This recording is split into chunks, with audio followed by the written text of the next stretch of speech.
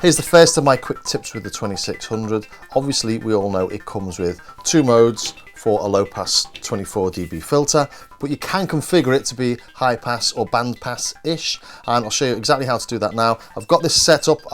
It's more complex than it needs to be at the minute because I've made it so it's a bit more flexible, and I'll go through everything I've done here and I'll start from scratch. But just to show you quickly, there's your low pass, there's your high pass, and that's how I'm varying my band pass.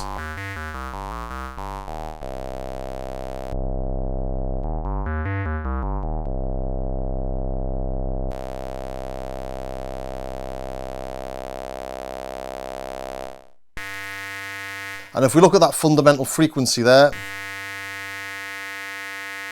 at 100 Hertz, when I'm in strictly low pass mode, it's hitting just over 0 dB. And when I patch it up, it's below minus 60 dB, so it works. It's quite cool actually. Okay, let's start sort of from first principles, exactly what I'm doing.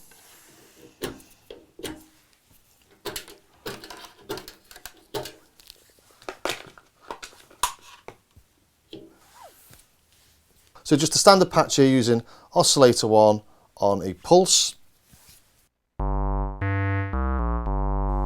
Nothing interesting about that. Turn the resonance down.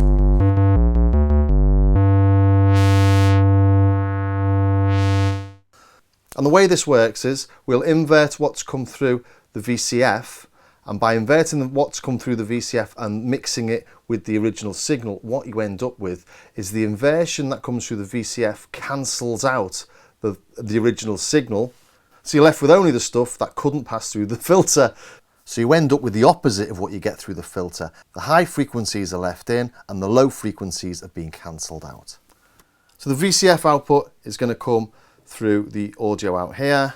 Just to make it really simple, and we'll bring oscillator 1 and put it through an inverter. And now I'll have to balance this carefully because obviously the mix is really important. So here we go.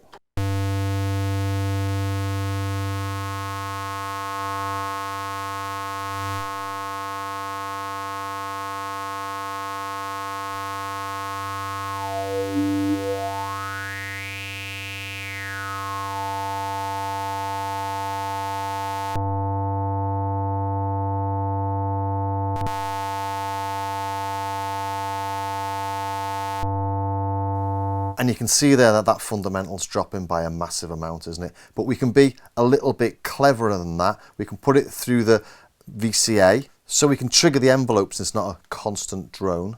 And this is actually the bit that had me absolutely puzzled for ages. So I thought, well, why don't I bring it through the ring mod? Then mix it here, and then we can play it with that.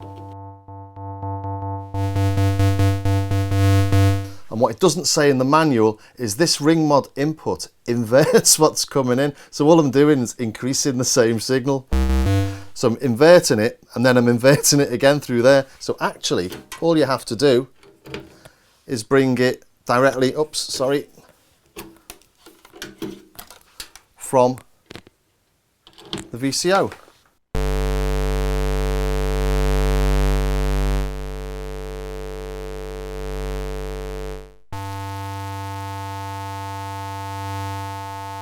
And as I say, it's just a case of balancing these two levels. There we are. If we take that out, that's what's coming through the VCF. And now it's a high pass. Really simple. So what was I doing with all this stuff down with a voltage processor? Well, obviously when I'm doing it this way, I'm just matching what's coming in through VCO1 with what's coming through the VCF. So what if I wanted an additional oscillator? Luckily, we've got a little mixer down here. We can only mix 2 of them at the same time. So I'll take in oscillator 3. Let's take in the sawtooth. We'll play that there. So bring in oscillator 3 here, and we'll put oscillator 1 in there. And the reason why I'm putting them on this side is so that I can change the levels and mix them basically with these two sliders. If I put them in this side, they're not level mixed with this at all. Let's try the same again, just with oscillator 1. So that's now going to become inverted. But if I put it in the ring mod, it gets re-inverted, so it's the same. So I have to put it into the second inverter to uninvert it. So basically this, I'm acting as a mixer that gets inverted then re-inverted or uninverted. Let's take out oscillator 3 for now.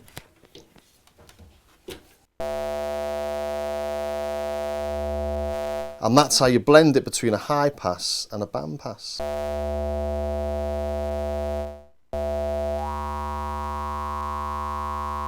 So a low pass, just take that out.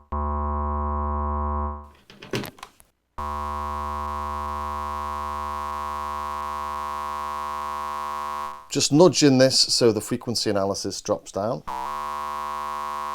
So the fundamental frequency drops down as far as possible.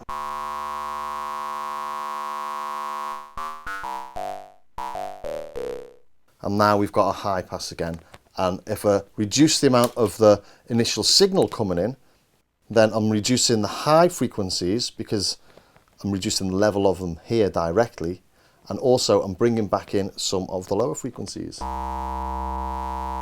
Still different to this.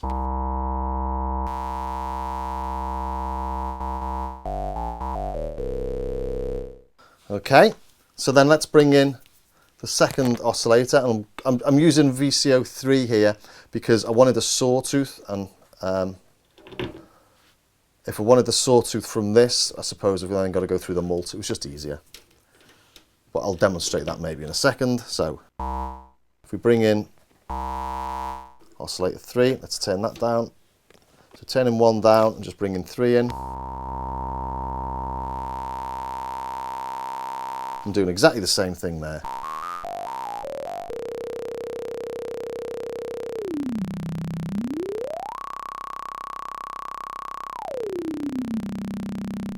Now bring in oscillator 1 again.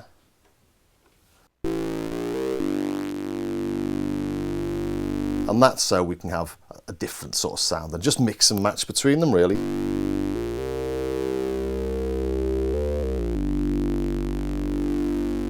So you can have a band pass or a high pass on one of the oscillators and just a low pass on the others.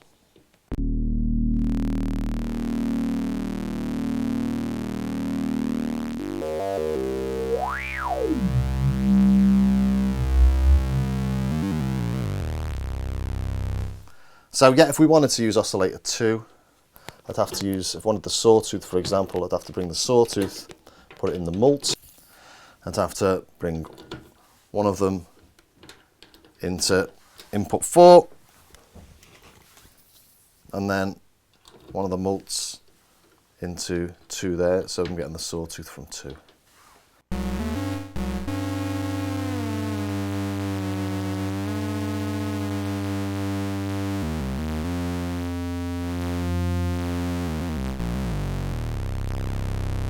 So starting to look quite complex from what is a really simple thing. But yeah, massive head scratcher, not realising that the ring mod inverts the signal as it goes in. Once you realise that, it all falls into place. So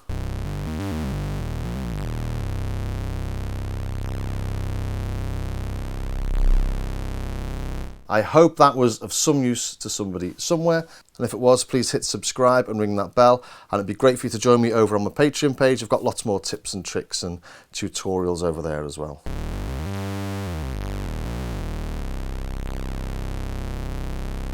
So I'll see you next time.